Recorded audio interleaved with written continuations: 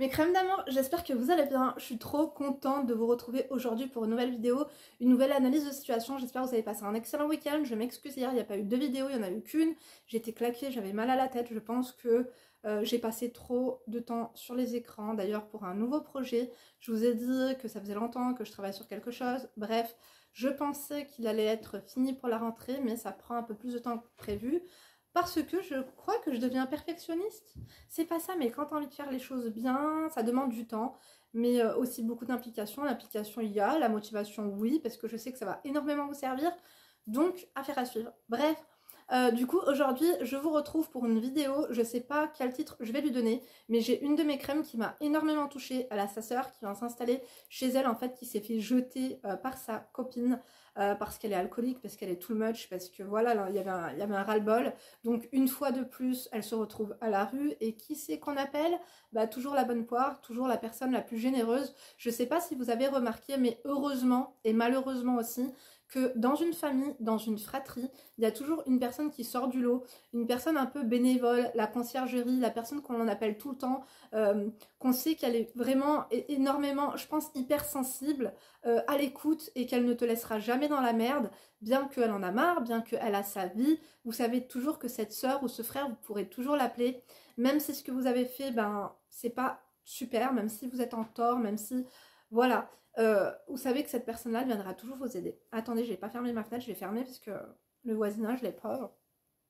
C'est bon, je suis de retour. D'ailleurs, la petite combi, je ne vous l'ai pas essayée hier, c'est celle-ci de chez Shein en couleur un peu bleu royal lilas. Elle est, non, pas lilas, c'est vraiment du bleu royal. Elle est trop belle. Du coup, si vous avez raté le haul Shein d'hier, c'était dedans. J'ai pas acheté que des trucs pour la baraque. Il y a aussi 2-3 sapes à ne pas négliger. Donc, bah, je vous donne... allez-y. J'allais dire je vous donne rendez-vous. Je vous donne pas rendez-vous, mais allez-y. Vous êtes autonome, mes crèmes d'amour. Bref, est-ce que vous voyez là où je veux en venir? J'en ai d'ailleurs parlé à ma tante. C'était quand? Il y a 2-3 jours, j'ai ma tante, je vous ai dit, d'Algérie, qui est venue du coup nous rendre visite pendant un mois. Parce qu'il y a mon cousin aussi qui est là depuis 2-3 ans, son fils. Donc elle est venue nous rendre visite et c'est une femme vraiment brillante qui est elle-même le pilier, on va dire, de ma famille en Algérie.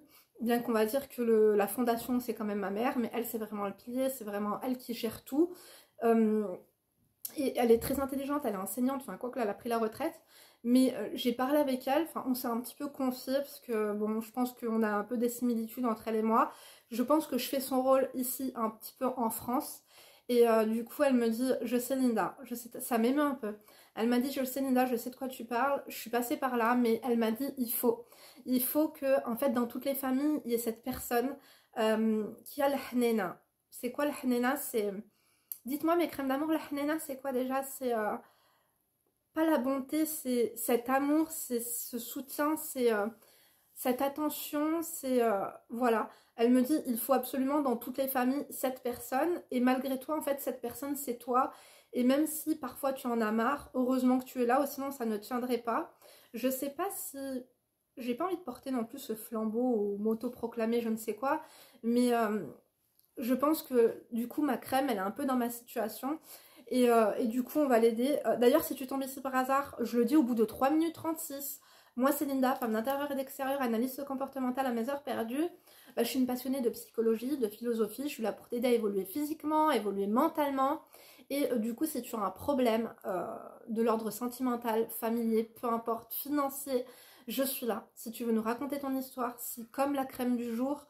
En fait sache une chose, c'est que toutes les vidéos que je fais tous les jours c'est des analyses de situation, des situations un petit peu instables dont mes crèmes en fait font face. Mes crèmes c'est ma communauté, c'est les crèmes de la crème et du coup elles nous racontent leur histoire, elles m'envoient leur histoire, leurs problématiques par mail. Mon adresse de contact elle se trouve en barre d'informations, lindouchkapamak@gmail.com. Elle change tout le temps de prénom, d'âge, elle change de 3 informations pour que ce soit anonyme et qu'elle ne soit pas reconnue parce que sait-on jamais, hein, le monde est petit et la France est petit et peut-être que ta belle-mère, ta soeur, ta cousine, bref nous suit, ils n'ont pas besoin de te reconnaître. Donc je t'invite, si tu veux toi aussi, à m'envoyer ta problématique et avec grand plaisir je l'ouvrirai, je l'analyserai et je t'aiguillerai. Et tu peux compter aussi sur les crèmes de la crème. Je vous remercie, vous êtes des amours. Donc pour te conseiller, pour te partager leurs témoignages, parce qu'à plus, on est plus fort. Donc en commentaire, n'oubliez pas d'aller regarder les commentaires. J'adore regarder vos commentaires, j'adore vous lire. Et d'ailleurs, j'espère que vous avez liké, j'espère que vous avez fucké, j'espère que vous avez tosé. Et surtout, j'espère que vous m'avez laissé un emoji bleu. Donc je pense que c'est bon. Les intros sont tout le temps très longues, mais en même temps, quand elles sont pas longues, après ça vous manque. Donc l'objet du mail, c'est ma soeur alcoolique chez nous. Bonjour Linda, j'espère que toi et ta famille vont bien. Hamdoullah. Déjà merci pour tes vidéos et tes conseils. Tu me fais beaucoup rire et réfléchir. C'est ça aussi, la puissance. C'est on évolue, on réfléchit, on change d'avis, on agit. Je tente ma chance pour moi aussi avoir des conseils de qualité. Tu peux m'appeler Nina. Tu peux presque tout lire sans crainte, sauf la phrase en rouge à la fin. J'ai un souci avec ma sœur. Je suis bien plus jeune qu'elle. Elle a 45 ans. Elle rencontre de grosses difficultés. J'allais dire en ce moment, mais ce moment dure depuis des années. Si bien que mes parents sont désespérés. Ma mère est de nature soucieuse et elle est arrivée à un stade où elle prend des médicaments lorsqu'elle apprend une mauvaise nouvelle la concernant ou même juste quand elle sait qu'elle doit l'avoir. Vous avez vu comment une personne peut être toxique pour nous. Malheureusement, je vous ai dit qu'il faut fuir les personnes toxiques, mais il y a des personnes qui sont toxiques, qui sont... En fait, il faut dissocier être toxique malgré toi et être malfaisante. Et lorsqu'on a une personne qui n'est pas malfaisante ou qui peut l'être inconsciemment à notre rencontre, mais qui est toxique, en fait, tout le temps négative, tout le temps problématique, tout le temps rocambolesque et tout. Et on ne peut pas malheureusement fuir tout le temps cette personne parce qu'elle fait partie de nous, elle fait partie de notre ADN, elle fait partie de notre famille. Je sais qu'on doit couper les ponts avec certains membres de notre famille, mais ces personnes ont besoin de nous. Parce que vous savez, et pareil j'en ai parlé aussi à mes proches, c'est pas bon. En fait, si personne aurait besoin de personne, on serait tous individuels, nombrilistes chez nous, à nous occuper de notre propre sort. L'humanité, c'est quoi? C'est qu'on a tous besoin des uns des autres. Et l'humanisme commence où? Eh bien, il commence au pied de notre palier, c'est-à-dire dans notre propre foyer, dans notre propre famille. Et on se doit finalement de faire ce que l'on peut avec ces personnes-là qui ont besoin de nous, qui nous tendent la main. Donc, c'est très important de finalement aider parce que je pense que c'est ce qui nous anime, même si parfois, quand c'est récurrent, quand c'est tout le temps, quand c'est que nous, j'ai l'impression qu'on porte ce fardeau sur nos épaules, ça peut atteindre notre santé mentale. Et lorsque ça commence à l'atteindre, on doit prendre par contre nos distances et du recul. Mais en dehors de cela, si on est capable, si on le veut, on peut aider. Et bien sûr en créant des barrières émotionnelles pour nous protéger et pour ne pas laisser ces mauvaises vibes finalement nous atteindre. Parce que prendre en charge une personne qui est toxique, une personne qui est problématique, ça peut avoir des répercussions directes sur nous, sur notre bien-être, sur notre santé, sur notre avenir, sur notre vie familiale. Donc il faut trouver le juste équilibre. Bref, continuons. Du coup, sa maman, vous imaginez, elle prend la pauvre des médicaments.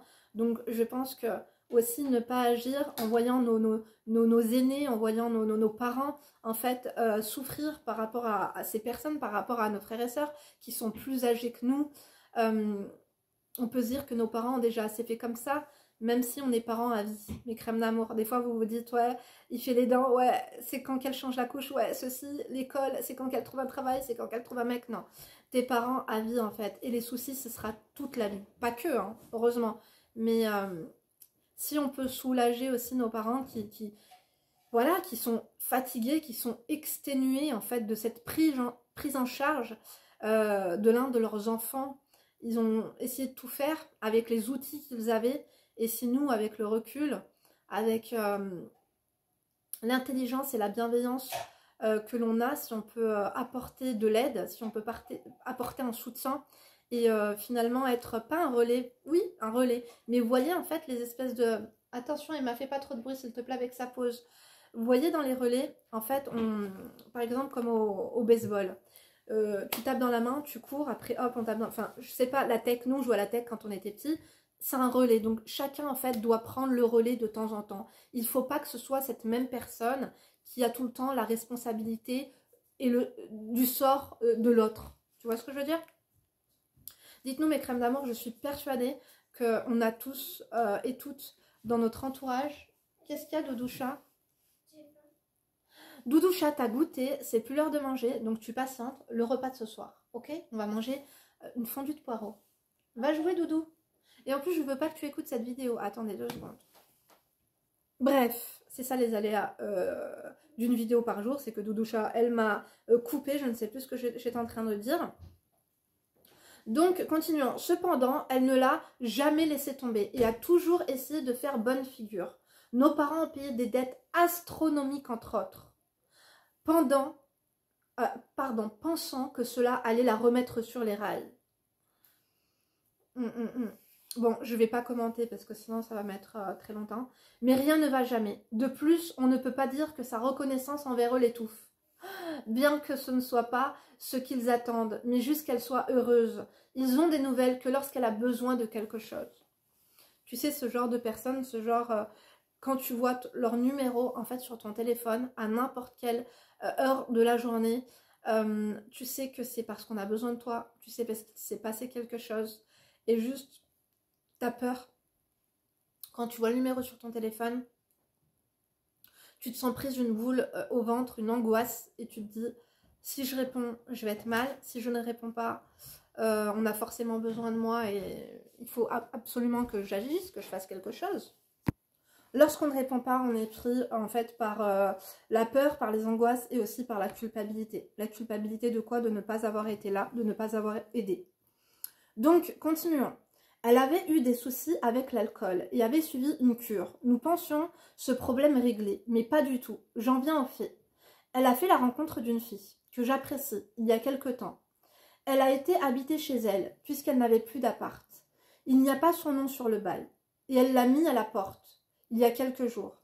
Alors pareil, il faut savoir une chose, mes crèmes d'amour, c'est que si vous habitez chez votre mec, chez votre copine, peu importe où, et que vous n'avez pas votre nom sur votre bail, ça vous ouvre quand même des droits. Si vous habitez dans ce lieu, si vous avez déjà reçu un courrier, si le voisinage sait que vous habitez là, sachez une chose, c'est qu'on ne peut pas vous foutre à la porte du jour au lendemain parce que ce n'est pas vous le propriétaire, parce que c'est votre concubin, parce que c'est votre copine, parce que c'est je ne sais qui. Non, on ne met pas les gens à la porte du jour au lendemain parce qu'on en a marre de les voir. C'est pas comme ça que ça se passe. On a des droits et des devoirs. Et à partir du moment où cette personne a habité là, qu'elle paye ou non le loyer, qu'elle paye ou non avec toi les charges fixes, à partir du moment où tu es considéré locataire et même pas sur un papier, mais moralement, si tu as déjà reçu ton courrier, sache qu'on ne peut pas, en fait on ne peut pas te déloger. Si tu appelles la police et par exemple, oui allô bonjour, mon mec ne veut pas sortir de chez moi. Ah bon, mais il habite chez vous depuis combien de temps? Ouais, bah ça fait 4 mois qu'il est venu habiter là, mais c'est moi sur le bail, c'est moi qui paye le loyer, c'est moi qui paye tout. Oui, il habite là depuis 4 mois, vous dites. On ne peut pas. Il faut faire appel à un huissier de justice. Et pour cela, il faut saisir le tribunal administratif, mes crèmes d'amour, pour pouvoir expulser votre copain, pour pouvoir expulser votre conjoint. Si vous-même, vous êtes dans cette situation-là et vous n'êtes pas bien parce que vous n'êtes pas sur le bail, un bail, c'est pas ça. C'est pas ça les bails, mes crèmes d'amour. Si vous habitez là, on ne peut pas vous foutre à la porte, c'est comme ça. C'est interdit. Tu vas me dire qu'on a du mal à déloger des squatteurs, mais par contre, toi, tu habites là, même si tu payes simplement, même si tu ne payes aucune facture et que aux mains à main, tu donnes du cash. Si tu as de quoi, tu vois, en texto, si tu as des photos dans les lieux, si en texto, ouais chérie, ramène le pain, ou je sais pas quoi, ou il faudra que tu me donnes 50 € pour l'EDF, ou bref, si tu as de quoi justifier le fait que tu habites là, et que tu as même reçu une commande Shein, ou que tu as même reçu un courrier, je sais pas, la Sécu, ou peu importe quel organisme, tu es locataire, tu es habitant de cette résidence, et on ne peut pas te déloger. Donc, elle n'a pas à le foutre dehors, même si une personne qui est alcoolique, c'est dur à gérer. Mais je suis désolée, quand on s'aime, c'est dans les bons moments, et aussi dans les mauvais. Et surtout dans les mauvais. Parce que les gens qui sont lâches, et qui laissent tomber les personnes qu'ils aiment dans les mauvais moments, je ne peux pas me les blairer, mes crèmes d'amour. Ne laissez pas tomber, c'est la facilité. Ça veut dire que quoi? Ça veut dire que tu attends que cette personne se remette sur pied pour pouvoir la reprendre. Tu attends qu'elle se fasse une santé physique, une santé financière, une santé morale pour pouvoir la reprendre. Non. Ne retournez pas avec des personnes qui vous ont laissé lorsque vous étiez au plus bas. Et c'est lorsqu'on est au plus bas qu'on rencontre généralement le vrai amour. Les personnes en fait qui sont là pour nous quand on est au plus bas. C'est elles qui comptent. Bref, continuons avec Crème d'amour. Elle n'est pas sur le bail, elle a mis à la porte il y a quelques jours. Nous habitons la même ville. Elle m'a donc demandé dans un premier temps si elle pouvait dormir une nuit chez nous. Je suis en couple. Nous avons bien sûr dit oui. Cela m'a brisé le cœur de l'entendre pleurer comme un enfant suite à la dispute avec sa copine. Le problème, c'est que cela continue et m'angoisse beaucoup. Bien sûr, tu as été prise au dépourvu, on t'appelle, on te dit « Allô, j'ai pas où dormir, est-ce que je peux venir ?» Vous savez, quand vous laissez les gens à la porte comme ça, lorsque vous ne les accueillez pas, soit elles vont faire des conneries, c'est-à-dire, je sais pas, aller voler, aller, je ne sais pas, aller faire des conneries ou même se faire du mal physiquement. On ne peut pas rester indifférente à ça. Heureusement que tu as été là, ma crème d'amour. Donc, j'ai beaucoup de mal à la supporter quand elle a bu. C'est-à-dire tout le temps. Elle n'est pas méchante, mais elle ne parle que d'elle. C'est la meilleure, la plus belle. Elle a raison, et tous les autres ont tort. De plus, elle a tendance à laisser traîner ses affaires. Elle ne prend pas soin de ce qui l'entoure. Elle a déjà taché un fauteuil neuf, cassé le flexif de la douche, abîmé le sol, ne jette pas ses déchets. La liste est longue pour quelques jours. Donc en fait, ça fait quelques jours qu'elle est chez elle, qu'elle l'héberge. Et quand elle l'entend, c'est « je suis belle », en fait, elle fait un déni de la réalité. Et il ne faut pas, bien sûr que c'est un défaut, bien sûr que c'est insupportable, mais ces personnes qui font un déni de la gravité de leur situation, c'est un système d'autodéfense pour ne pas sombrer, pour garder le cap. C'est finalement des affirmations positives, entre autres, pour se dire qu'on n'est pas fichu, qu'on vaut quelque chose, pour garder le cap sur notre valeur. Et malheureusement, toi, tu sais qu'elle a tort, tu sais qu'elle a un déni complet. Mais vous savez, aider une personne, quand elle a besoin d'un toit, c'est bien. Mais il faut malheureusement ou heureusement aussi la driver. Partager des bons moments avec elle, ne pas lui faire comprendre, voilà, moi je suis là pour t'aider, tu me dois quelque chose. Mais la vie en communauté, la vie chez moi avec moi et mon mec, c'est comme ça. Moi, je t'héberge. Tu as vu comme tu as pleuré, tu n'étais pas bien parce que tu étais à la rue. Ma chérie, demain, on part travailler. Je compte sur toi. Je ne te demande pas si tu peux le faire. Je compte sur toi pour étendre le linge. Je compte sur toi pour... tu pourras cuire des steaks. Voilà, il y a la poêle. Au pire, tu lui expliques si elle n'a pas l'habitude. Si c'est une princesse, SDF, on adore ou pas, bien sûr que oui. Tu lui sors la poêle, tu lui dis tu mets une petite noisette de beurre, tu me fais griller ses steaks, un peu de pâte. Il faut responsabiliser ces personnes pour aussi leur faire comprendre qu'elles font partie d'un mouvement et que socialement, elles font partie... on compte sur eux, on compte sur elles. C'est les responsabiliser, elles ont besoin de responsabilité, elles ont besoin de règles. Tout le monde a besoin de règles. Et en fait, l'alcool, c'est pas toi qui vas réussir à résoudre ce problème. Parce que on ne boit pas pour rien, mes crèmes d'amour. Bien sûr que les personnes qui boivent occasionnellement un verre pour accompagner une pièce de bœuf, vous voyez ce que je veux dire? Un petit verre, siroter un petit verre. Mais quand on est alcoolique, qu'on descend plus d'1 ou 2 bouteilles par jour, on ne le fait pas parce que ça nous plaît. On ne le fait pas parce que c'est délicieux. On le fait pour oublier quelque chose, pour oublier un mal-être, parce qu'on en devient addict, parce qu'on recherche un effet, on recherche à oublier quelque chose, on recherche à ressentir un effet secondaire qui va nous apporter quelque chose. Il faut comprendre pourquoi tu veux ressentir cela. Et ça passe par le partage de ces moments. Ou alors, jeter les poubelles, faire la lessive, et tu fais rien, t'es à la maison, viens, on va préparer le repas ensemble. Je vais te montrer comment on fait. Éplucher les pommes de terre, revenir sur les discussions, du pourquoi, du comment. Pourquoi tu t'es disputé avec elle? Parce que tu buvais? Parce que tu as crié? Parce que... Pour quelle raison? Ok, elle n'est pas facile, on est tous difficiles, mais il faut tous mettre... Finalement, tu bois du vin, mets de l'eau dans ton vin. Tu bois du whisky, mets de l'eau dans ton whisky. Arrête de mettre du Red Bull ou du Coca. Il va falloir aussi que tu sois... Parce que c'est pas que aider dans la problématique, c'est bien plus que cela. Attention, Léna. Attendez, mais c'est pas possible. Vous n'allez pas me laisser, en fait. Désolée, mes filles, elles n'écoutent pas, elles font du bruit. Nos parents ne sont pas au courant qu'elle est chez nous et ma mère m'a dit bien qu'elle ne voulait pas qu'on l'héberge sur une longue période car cela pourra avoir des conséquences sur notre couple. Ta maman, elle a voulu te protéger, mais en même temps, c'est tout à ton honneur. Protège-la tant que tu peux, ta maman, mais à un moment donné, bon, c'est caché pour protéger une personne. Je suis ok pour ce moment-là, mais si ça devient trop pour toi, il va falloir le dire en fait. Juste, bon, bah voilà, elle s'est disputée avec sa copine et elle est à la maison. Donc pour l'instant, ça se passe bien, t'inquiète pas. Tu vois ce que je veux dire? Il faut dire les choses. Donc, et effectivement, il faut que tu protèges ton couple. Pour mon copain, il est hors de question de la laisser dans la merde. Pour moi aussi, bien sûr, mais cela ne fait que quelques jours et je n'ai déjà plus envie de rentrer du travail. Donc là, non, il va falloir que tu lui dises, par contre, il faut que tu lui dis. Tu lui dis, par contre, c'est pas possible. Là, je reconnais plus chez moi. Moi, je t'héberge. Tu vois, il n'y a pas de problème. Je t'aime et je te laisserai jamais à la rue. Mais il faut que tu ranges ton bazar. Il faut que tu nous aides. Donc, en fait, il faut établir un planning.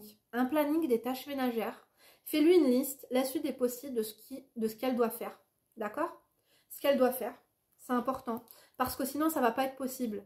Parce que du coup, tu aides une personne pour la soutenir mentalement et pour toi, te retrouver au plus mal. Et toi, quand tu vas être au plus mal, et ton mec, il te dit aujourd'hui, c'est pas possible de la foutre à la porte. Il faut pas attendre en fait que la cocotte minute explose et qu'il te dise c'est bon, mets-le à la porte. En fait, il faut pas attendre d'exploser, il faut pas attendre un point de non-retour, qu'elle pète la télé ou qu'elle fasse je ne sais quoi, de la retrouver pissée sur le canapé, pas tellement elle aura bu, j'exagère mes crèmes d'amour, mais vous voyez ce que je veux dire? Non, il faut que tu oses. On ose te solliciter quand on a un problème. Tu n'es pas sa maman, tu n'es pas son papa, mais tu endosses le rôle. Donc, le bon ou le mauvais, je pense plus le mauvais que le contraire. Mais du coup, il va falloir en fait que tu établisses des règles. C'est important parce qu'il faut exiger le respect des personnes que l'on aide. Tout simplement. D'après moi, il faut que tu exiges le respect, il faut que tu établisses des règles. Que ce soit pour toi, pour ta santé, pour ton mec et pour tout le monde. Et même pour cette personne, même pour ta soeur. Ok? Continuons. Elle a déjà pris ses aises, intervient dans nos conversations de couple. Elle n'est pas très franche. Nous ne savons pas combien de temps cela va durer. Je ne veux bien sûr pas qu'elle dorme dans la rue, mais que faire si elle se sépare? C'est ça, le truc, c'est qu'il va falloir en fait lui faire comprendre que fais-tu ta journée? Est-ce que cette personne travaille? Parce que tu n'oses pas rentrer du travail. Donc en fait, tu héberges une personne qui ne travaille pas, qui ne fait rien chez toi, qui prend ses aises, que tu soutiens peut-être financièrement, que tu nourris. Donc non, à un moment donné, il va falloir discuter avec elle, combien de temps ça va durer, est-ce que tu as... voilà, est-ce que toi, tu as eu des contacts avec sa copine? Est-ce que elle a eu des contacts avec sa copine? Est-ce que tu ne penses pas que les va-et-vient, on te met à la porte assez facilement? Est-ce que tu ne devrais pas finalement te sentir chez toi et faire une demande de logement, même social, ou une colocation? Colocation, ça va être difficile, mais plutôt logement social. Est-ce que tu touches le minima social? Comme là, tu es séparée, est-ce que tu ne pourrais pas prétendre à toucher le RSA, te domicilier dans un CCAS? Malheureusement, quand on aide une personne, il faut l'aider intelligemment et je devrais dire efficacement, c'est-à-dire lui dire, parfois il faut leur mâcher les choses. Aujourd'hui, rends-toi à la mairie, prends rendez-vous au CCAS en urgence, prends rendez-vous chez une assistante sociale, dis que ta soeur t'héberge, voilà, que c'est que temporairement, je ne peux pas t'héberger tout le temps. Donne-lui aussi parce que elle va se sentir bien chez toi, parce que peut-être que chez elle il y aura une toxicité, tout le temps des disputes, tout le temps des reproches, ces choses qu'on lui reproche. Par exemple, sa copine, elle doit lui dire tu fais pas la vaisselle, tu m'aides pas, ceci, cela. Elle ne le fait pas chez toi et personne ne lui dit rien. Donc elle va squatter très longtemps. Ça serait bien aussi de mentir, parfois c'est nécessaire, d'user un peu de stratégie, d'user un peu de malice et de lui dire que tu reçois en fait la famille, mets-toi d'accord avec ton mec. Ou alors, mets-toi d'accord avec ton mec, tu lui dis écoute, j'ai l'impression qu'elle va pas se bouger si je ne lui dis pas ça. On va lui faire croire que tes parents viennent chez nous dans 3 semaines et que dans 3 semaines, il va falloir qu'ils trouvent une solution, en fait, un petit hébergement d'appoint pendant une semaine et je suis sûre que ça va la remotiver à aller chez sa copine. Donc ma crème d'amour. Sinon ça va pas évoluer en fait cette situation avec ta soeur. Donc elle m'a déjà accueillie chez elle pendant quelques temps il y a longtemps. Je payais le loyer et m'occupais de ses filles et je faisais le ménage. En plus elle a des filles, donc ce que tu devrais faire aussi pour que elle ne se sépare pas, c'est lui dire, est-ce que tu as appelé tes filles? Est-ce que tu ne penses pas que tu devrais faire une chose avec tes filles? Voilà, je te laisse 50 €, je te laisse une liste de courses, prends tes filles, va faire les courses avec elles. S'il faut, tu les emmènes à la maison, faites un gâteau, et après tu les ramènes, ou tu vois ce que je veux dire? Va les chercher à l'école, ramène-les chez elles. Il va falloir que tu lui souffles un peu des idées à l'oreille, et aussi, surtout, moi je veux pas d'alcool chez moi. Donc tu bois à l'extérieur. Est-ce que tu sais, moi c'est une chose que j'ai déjà dite, mes crèmes d'amour, je suis déjà passée par là, dans une situation similaire. Est-ce que tu as compris? Est-ce que tu sais que c'est l'alcool, en fait c'est ton ennemi? C'est ça qui est en train de ruiner ta vie de famille. Est-ce que tu sais que on ne confie pas des enfants à une personne qui est dans ta situation, qui est dépendante en fait de l'alcool? Elle peut t'enlever la garde de tes enfants. Il va vraiment falloir que tu prennes sur toi et que tu te débarrasses de cette merde dans ta vie. Parce que, vous savez mes crèmes d'amour, vous n'êtes peut-être pas au courant. On parle souvent de drogue dure, genre de coke, de tout ça, d'héro et tout, de crack. La seule et unique drogue qui peut nous faire mourir, si on l'arrête, tu peux arrêter la coke, tu vas pas mourir. Tu vas avoir des effets secondaires, ça va être très difficile, mais tu ne vas pas crever. Pareil pour le shit, pareil pour tout. Si tu es alcoolo et que tu arrêtes de boire du jour au lendemain, tu peux mourir. Je sais qu'il y a des docteurs qui nous suivent, parce que des fois on croit que je fabule, des fois j'extrapole, ok, mais renseignez-vous, regardez même sur Google si vous ne me croyez pas. L'alcool, c'est la seule drogue que lorsque tu arrêtes, tu peux mourir, ok? Donc, il faut qu'elle soit encadrée. Est-ce que ça fait un moment qu'elle n'a pas consulté un professionnel de santé? C'est le moment de faire un check-up, c'est le moment de discuter avec elle et de pas, comme c'est une personne qui a un peu confiance en elle, qui est un peu dans le déni, pourquoi pas de l'inviter à aller prendre un verre en terrasse, un verre de vin si elle veut, pas plus, après toi tu te lèves, tu te barres, mais pour partager autre chose que bon je t'héberge, tu mets, voilà. Tu vois ce que je veux dire? Aussi se retrouver autour d'un verre pour discuter de choses sensées, de choses claires et d'analyser un petit peu sa situation. En tout cas, si tu veux lui prendre un coaching, ce sera un peu beaucoup, mais je pense que cette personne-là, je pourrais la faire réfléchir. Bref, continuons. Dois-je en parler à mon père? Attends, mes questions sont, dois-je en parler à mon père? Il est plus cool sur le sujet, mais je n'ai pas envie de faire des cachotteries à ma mère. Voilà, donc je pense que ton père, c'est la première étape pour atteindre ta mère, parce que pour l'instant, tu l'héberges, tu stabilises un peu la situation.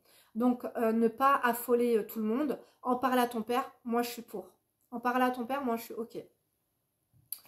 Donc, que doit-on dire à ma soeur? Donc, je t'ai tout à fait dit un peu tout au long de la vidéo ce que toi tu dois lui dire. La rassurer, l'analyser, mais lui donner des tâches et lui dire que en fait, c'est son addiction pour l'alcool qui détruit sa vie, qui détruit son couple. Tu vois ce que je veux dire ou pas? Attendez, je me mets comme ça. Donc, je pense que cela doit venir, et puis aussi lui dire qu'il faut que, voilà, c'est quoi ton plan? À quoi tu penses? C'est quoi la suite? Est-ce que ça ne va pas avec elle? Est-ce que tu comptes te séparer?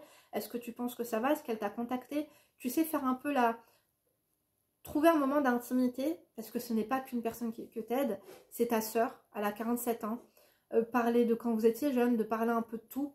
Donc, je pense te rapprocher d'elle pour savoir un petit peu ce qu'il y a au fond d'elle. Je pense que cela doit venir d'elle et que malheureusement, on ne peut rien faire si elle ne l'a pas décidé. Effectivement, on ne peut pas aider une personne qui n'a pas besoin d'aide ou qui ne veut pas de notre aide. Mais on peut l'épauler et lui donner envie, de changer, lui donner le déclic, lui donner envie de vivre. Lui donner envie de vivre et de lui montrer ce qu'est qu'un modèle de vie sain. Tu vois ce que je veux dire? Toi et ton mec, lui montrer ce que c'est qu'une vie de couple aussi. Peut-être qu'elle n'en avait pas conscience, que c'est normal, que chacun fait des concessions, que chacun fait des efforts, que chacun met la main à la pâte. Voilà. C'est ma sœur, je l'aime, mais je ne sais pas comment je pourrais faire pour la supporter plusieurs mois. Car j'ai bien peur que sa copine ne la quitte à cause de ses problèmes d'alcool et qu'on doive l'héberger le temps qu'elle trouve un appart. Aussi, ça n'arrive pas là que les crises de couple recommencent et que l'on doit l'héberger plusieurs fois. C'est pourquoi, d'après moi, bien sûr avoir peur que la personne elle la quitte. Bon, déjà, on ne met pas quelqu'un à la porte. À part si la personne elle est dangereuse. Oui, moi je suis la première personne à vous dire, vous appelez les flics et vous la foutez à la porte. Si la personne elle n'est pas dangereuse, tu n'as pas à la foutre à la porte comme ça. Maintenant, si une personne elle est alcoolique et toxique, tu comprends bien que toi déjà, c'est ta propre sœur, c'est ton sang, vous avez les mêmes parents, tu ne la supportes plus, elle te met à cran. Alors imagine-toi partager sa vie comme c'est difficile. Je pense que justement, il faut anticiper ce qui va arriver. Si elle n'a pas envie d'aide pour arrêter l'alcool, il va falloir lui trouver un logement et qu'elle en fasse la demande. Je pense qu'il va falloir l'aider, limite lui mâcher le travail. Est-ce que je vais t'accompagner pour faire ta demande de logement social. Il va falloir l'épauler parce que ce sera aussi pour toi. Voilà ma crème d'amour. J'espère que mes conseils t'auront aidé. Je suis vraiment désolée, la vidéo elle va s'arrêter là parce que j'ai plus d'espace de stockage. Je compte sur vous pour nous donner vos avis, pour la conseiller, pour la soutenir, pour nous donner vos témoignages. Si vous êtes passé par là, si vous avez été témoin de choses similaires, dites-nous ce que vous en pensez. N'oubliez pas de liker, fucker, toser. Sachez que je suis là pour vous et que mon site internet est un bar d'informations si vous voulez réserver votre coaching, www.lindaresacoaching.com. Je vous souhaite une excellente soirée, à demain et d'ici là ne vous laissez pas faire. Gros bisous.